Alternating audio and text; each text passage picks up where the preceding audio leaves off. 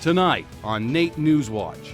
How U.S. tariffs could impact Canadians and what that can mean for your wallet. Programs that are harder and you cannot get a part-time job, it's going to totally affect you in prices. If prices go up, it's going to be harder for you to live alone. Plus, a warning for drivers. Thieves are targeting tires, and it's happening more often than you might think. Obviously, we're seeing on TV and elsewhere that, people are stealing these tires again.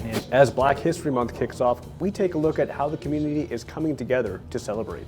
This month of February, we have lots and lots of events, packed in just to appreciate Black people and reflect on the Black heritage and culture. NewsWatch starts now. Good evening and welcome to NAIT NewsWatch. First tonight, some Canadians are concerned with our economic futures, with a potential trade war still on the table. The U.S. has paused imposing tariffs on Canadian goods, but in the meantime, it has created a wave of Canadian patriotism and a stronger focus on finding goods domestically. With the U.S. tariffs on the horizon, there's a stronger push than ever to support local businesses, ensuring that our money stays within our communities and strengthens our economy. Our Jasmine Saksak has more on that story. Thanks, guys. As Canada anticipates a trade war spurred by a 25% tariff from the United States, 10% on energy exports, in protest of the possible taxes, politicians and the general public have promoted a Buy Canadian movement, with consumers preferring to support local companies and boycotting the U.S.-made goods.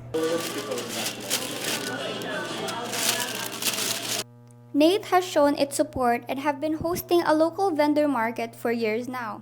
Hosted events like these sets as a reminder for Canadians, especially students, to come together and support the Buy Canadian movement. A good idea is to switch to Canadian options, which this is a great opportunity to do that because all of our vendors here are local student or alumni. It will depend definitely on the price. That's my main point in it. But yeah, if it comes to a point where I have to look at labels, I will definitely. I'll try to do my research on where the company it is, and I found out the tips wasn't from here, which was surprising. So. While the focus is on buying solely Canadian products, the distinction between what's Canadian and what's not has left Canadian shoppers confused. A website Made in Canada have created a list of Canadian products to assist shoppers on which product is from Canada. With the proposed tariff pause on 30 days, the message for local, support local, stays the same. Shopping local is, is going to give you the best products. It's going to it supports your local community best. So we're definitely encouraging customers to look at the products and make sure they're aware of where they're coming from and make the choice from there. A product of Canada labels indicates that at least 98% of the item's total direct production expenses were spent in Canada. I'm surprised is that Canada is the U.S. Largest market. So we're the ones that buy the most American goods in the world. The recent U.S. tariffs on Canadian goods have sparked major economic concerns. While a 30-day delay in implementation brought temporary relief, the threat itself has left a lasting impact between the U.S. and Canada relations. In fact, this led to Canadians booing American sports teams at some professional sports arenas in Canada. Jasmine, what impact will the tariffs have on the average consumer once in effect? Well, Ryan, some consumers might see a rise on prices on certain imported goods, while supporting local businesses could offset this. Many small business owners believe that the economic boost from increased demand will create more jobs and promote more sustainable economic growth in the community. This also urged Canadians consumers to shop locally and help drive economic revitalizations. Jasmine, do we know what industries will be most impacted if this pause is not made permanent and President Trump decides to move forward on punishing Canada for the issues at the border? Well, Ava, there are many industries who would take a hit if it goes through, and if Canada follows through on countermeasures to inflict a $155 billion tariff on goods coming north. Specifically in speaking to the business finance instruction here at NAIT, he says that the automotive manufacturing in Canada will be hit the hardest, as it will be deeply integrated. Thanks, Jasmine. That's our Jasmine Sack reporting live from NAIT's halls. You're watching NAIT NewsWatch, the next generation of news. Some city councilors say they would like to see more police presence on transit. Crime statistics from 2024 show that while crime is down, violent crime is up. None of those behaviors are acceptable in our transit spaces. City councilors Ashley Salvador and Aaron Paquette say while they would like more police presence, it's up to Edmonton Police to allocate and prioritize in future budget.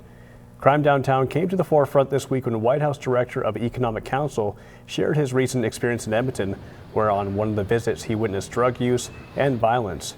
While Councilor Ashley Salvador supports police intervention in potential crime areas, including transit, she says the incident and remarks from the White House shouldn't reflect the city as a whole. It's really unfortunate that sometimes those single experiences or one-off instances can shape an individual's perspective of the city as a whole. You know, the Edmonton that I know and love is a deeply compassionate and thoughtful and caring place. Salvador said that the city is invested in responsive measures such as police budget increase to $500 million and the transit safety plan, which includes increased deployment of peace officers, community outreach teams, physical improvements, and night shuttle buses. A string of brazen tire robberies is leaving some residents concerned over their vehicle safety. I'm scared that I will be stranded out at some mall with no tires in -40 weather. This past Sunday, yet another Edmontonian fell victim to tire theft after leaving their vehicle parked outside Kingsway Mall. According to reports, this is the third Honda Civic to have been ransacked for tires this past month. The first of such apparent incidents occurred in the West Edmonton Mall Parkade on January 18th, when a mall employee found her car stripped of all 4 tires. With these thefts becoming more frequent, some are looking for ways to help reduce their risk. Now the manufacturers are putting wheel locks on the spare tires, so you can't get the spare tires down anymore, and also on the vehicle wheels, because you know they're getting stolen too. Obviously, we're seeing on TV and elsewhere that you know people are stealing these tires again, and it is probably a good idea to put some wheel locks back on and you know, protect your vehicle that way. It's probably best to get a camera for the dash so you can record any activity like that. Edmonton Police Service advises parking in well-lit open areas to reduce the risk of vehicle crime. Education support staff are expected to enter their second month on the picket line. The CUPE 3550 union representing support workers left the bargaining table Wednesday, saying that they are even further from resolution. Support workers are refusing to give up, staying behind the picket lines despite the frigid temperatures this week. We want support. We want people who honk at us and support us. You know, we deserve all the support that we need. They don't give us the wages that we need. We're gonna go back and go with the same old working environment. This is not fair to us. The union has been asking for an increase of up to $3.50 since September of 2023. The union says they want a 31% increase over 6 years, which covers the cost of living increase. The school board is offering 13.5% over 8 years. On top of this disagreement, 5 more unions across Alberta will be voting to strike next week.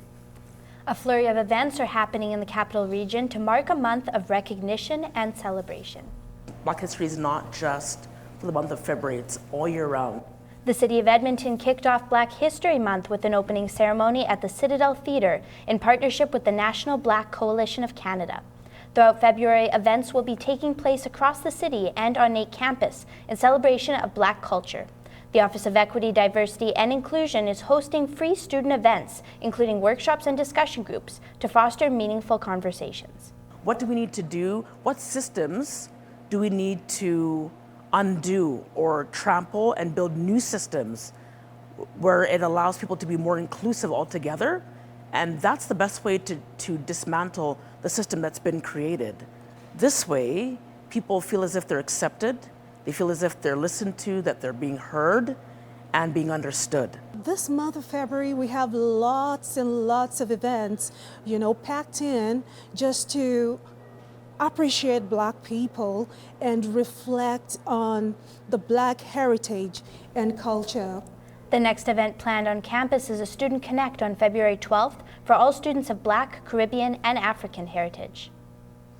With tariffs potentially on the way, there's a lot of talk about how they could impact prices and where people choose to shop. That brings us to this week's question of the week.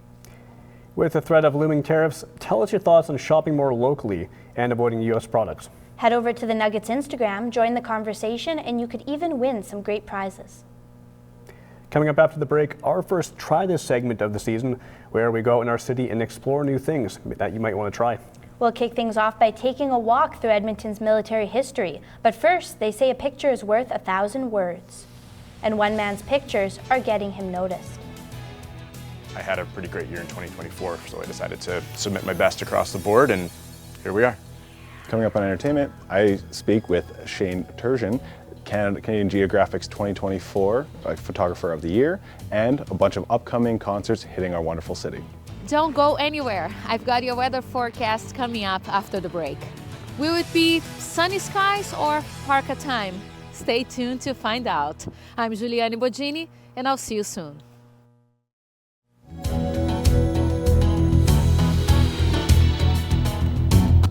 Welcome back to NAIT NewsWatch. Ryan, do you have any fun plans for this weekend?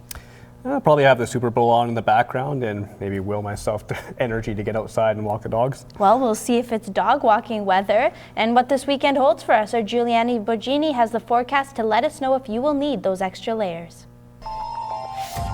Thank you, guys. And yes, if you're hoping to escape the cold, I've got some news for you. You might be able to brave that winter walk if you're feeling really adventurous, but you will need to dress warmly because those cold temperatures are sticking around for the weekend. So grab that extra layer. Keep your gloves closed and maybe start planning your indoor hobbies like perfecting your hot chocolate recipe while you're dreaming of being somewhere warm like Brazil, my home country. But anyways, let's move on to the forecast. It's starting in Calgary. We're going to have a low of -16 and a high of -14. Mostly cloudy, so no blue skies over there. While in Jasper, we're going to have a low of -19, and by the time you hit the slopes, it's going to be around -11. So it's going to be good weather for skiing. Now in Fort McMurray, the coldest in the province, we're going to have a low of -26 and a high of -20. So yeah, keep those extra layers while walking with your dogs. Now let's have a look at our capital city. We're going to have a low of -20 and a high of -17. And yes, I wasn't joking about those extra layers. Averages. -14 and -5, and the records for this day are a high of 14 degrees in 1954 and a low, believe me or not, of -46 in 1939. That's all I have for you today. I'm Giuliani Bogini, and this was your forecast. And remember, stay warm and drive safe, Edmonton. NewsWatch Weather is brought to you by NR92, the station for the students. While this weekend's weather might not be photogenic, what is photogenic is the 2024 Canadian Geographic's Photographer of the Year. Did you hear it was an RTA grad? No, I hadn't. That's actually really cool. But before we get to that, let's take a look at some of the biggest concerts coming to Edmonton this year. Austin Steinhauer has more.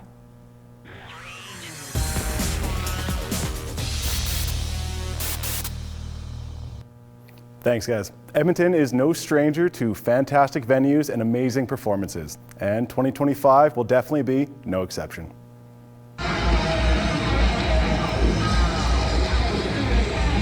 The concert season kicks off tomorrow night at 8 with Canadian band Peach Pit performing at the Shaw Conference Centre, and we have big artists like The Weeknd coming to Commonwealth July 19th and Katy Perry performing at Rogers on July 24th. And they know that people will come. Edmonton is very good at drawing people and making sure that Edmontonians look as though they're supporting events. So yeah, it's probably a bit of an easy sell. We're quite far north, but once you get here, I think everybody would have a good time. So. While Rogers and Commonwealth are the typical spots to see your favorite artists, be sure to also check out smaller venues such as the Starlight Room and Union Hall for other fantastic events and to support local venues and artists. A member of NAIT's alumni has been crowned the Canadian Geographic's 2024 Photographer of the Year. Just shoot what you love, process it how you want to process it, and enjoy photography for what it is. Shane Turgeon is a self-taught nature photographer who specializes in landscapes, wildlife, and the night sky. He started his photography journey back in 2015 using an old iPhone 4 when he rediscovered the wonders of nature. Shane is a big advocate for mental health, owner of local tattoo shop Shades of Grey, and co-founder of the Edmonton and Calgary Comic Expos. Winning Canadian Geographic's 2024 Photography of the Year has been like a huge honor. Canadian Geographic is a Canadian institution, and to be recognized by them in that capacity it's about as big as it gets for nature photography in Canada, and I'm just, thrilled and humbled and honored and still honestly trying to process it all. It's been like 3 weeks since I've known, and I still am like, is this real? Is this happening? So. While he's ecstatic he won this year, his sights are set on continuing his passions and taking the photos that mean the most to him. If you would like to see his award-winning work, head to ShaneTurgeonPhotography.com.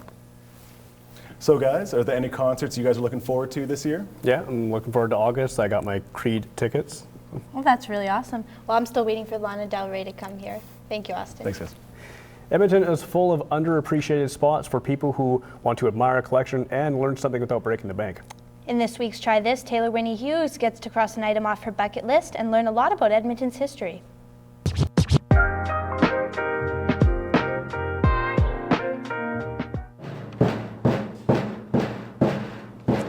With Edmonton in a cold snap, it's hard to get out and have some fun. But there are wonderful places to enjoy winter indoors, such as the Loyal Edmonton Regiment Museum here in the Prince of Wales Armoury. It's a perfect time, perfect weather, inside to come down, grab some friends, and try this!